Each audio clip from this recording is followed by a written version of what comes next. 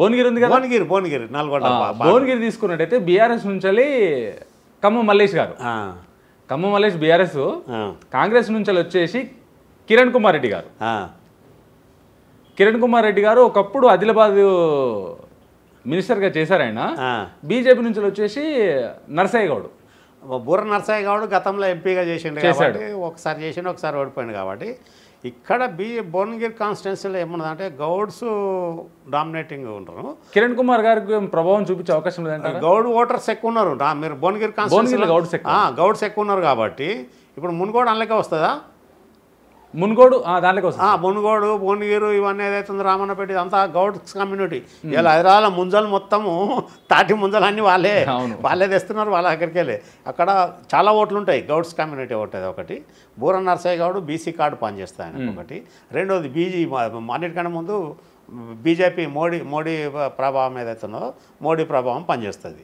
అందుకోసం దాంట్లో అక్కడ వీళ్ళు ఈ కాంగ్రెస్ కానీ బీఆర్ఎస్ కానీ బీఆర్ఎస్ ఓట్లన్నీ మళ్ళీ బీజేపీకే టర్న్ అయితే ఆడ భువనగిరిలో కానీ ఎక్కడైనా కానీ. ఇప్పుడు ఆల్ ఓవరాల్ ఏంటంటే బీఆర్ఎస్లో ఆలోచించడం వాళ్ళు ఏదైతే ఉన్నారో భవిష్యత్తులో ఏదో ఎందుకు దీన్ని పట్టుకొని పాకులాడడం అనే ఉద్దేశంలో ఇప్పుడు మనకు పక్కపంటి బస్సు ఇంజన్ రన్నింగ్లో ఉన్నది, ఇప్పుడు వెయిటింగ్లో ఉన్న బస్సు ఉపరంలో ఎన్ని రోజులు కూకుందాము, చాలా రన్నింగ్ బస్సు ఎక్కుదామని అది దాంట్లో పోతారు. అది అందుకోసం ఇది ఇన్నే ఉంటుంది, అది వెళ్ళిపోతుంది. కాబట్టి వీళ్ళు ఓటర్లు కూడా డిసైడ్ అయిపోయి చాలా మటుకు ఏంటంటే క్యాండిడేట్లు మారే పరిస్థితిలో ఉన్నారు. కాబట్టి వాళ్ళు ఈ పార్టీలు మార్చిన వాళ్ళకు కార్యకర్తలు అనుకున్నంత సగం కార్యకర్తలు వ్యతిరేకత ఉంటారు.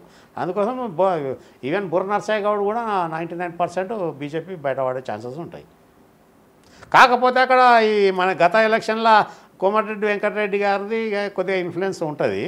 ఆయన ఇప్పుడు నల్గొండ చూసుకోవాలి, ఇది చూసుకోవాలంటే అంత ఈజీ టాస్క్ కాదు. ఏది ఉన్నా కానీ ఆయన ఉన్న మట్టుకు వేరు, వేరే క్యాండిడేట్ సపోర్ట్ చేయడంలో వేరు. ఇప్పుడు కిరణ్ కుమార్ రెడ్డి ఎక్కడైనా ఆదిలాబాద్ అంటారు, ఆయన ఎక్కడ ఉంటుందో తెలియదు.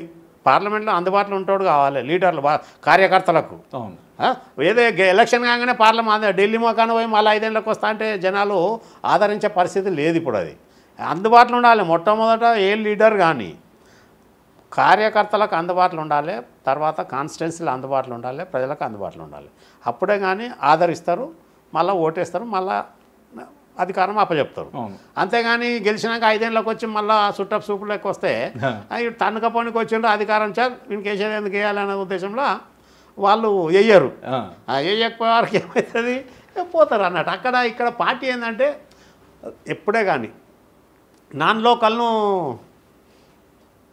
దించడంలో అది వాళ్ళ డేంజర్ అన్నట్టు. అది చాలా అది భయంకరమైన పరిస్థితి ఉంటుంది. కాకపోతే ఇప్పుడు ఏంటంటే ఎవరు లేకపోతే ఎవరినో వెతకాలి కదంటే బీఆర్ఎస్ క్యాండిడేట్లను నువ్వు దిగు అన్న కాడికి వచ్చింది కదా అట్లా. అందుకోసం వాళ్ళు కాంగ్రెస్కు అనుకున్నంత మొగ్గు చూపే అవకాశం లేదు. ఆడ కోమటిరెడ్డి ప్రభావం ఎంత ఉన్నా కానీ కొంత మట్టుగా ఉంటుంది. బూర నరసయ్య గౌడ్కు కొద్దిగా ఛాన్సెస్ ఉన్నాయి, వచ్చే అవకాశం ఉంటుంది. ఎందుకంటే ఆయన ఓన్ వర్గం ఉన్నది, బీసీ కార్డు పనిచేస్తుంది, మోడీ ప్రపంచం పనిచేస్తుంది, యువకులు పనిచేస్తారు. కాబట్టి ఖచ్చితంగా ఇస్తారు. ఇంకోటి ప్రజలు ఏం డిసైడ్ అనంటే ఇక్కడ స్టేట్లో కాంగ్రెస్ ఉన్నది నిజమే, కాకపోతే సెంటర్లో వీళ్ళు కాంగ్రెస్ వాళ్ళు ఏమొస్తాయో పోదో మళ్ళీ అప్కీ బార్ 400 పార్ అన్నట్టు మూడోసారి మోడీకి ఇవ్వాలన్న ఉద్దేశంలో ప్రజలు డిసైడ్ అయిపోయారు. కాబట్టి అక్కడ బీజేపీ ఖచ్చితంగా బయటపడుతుంది.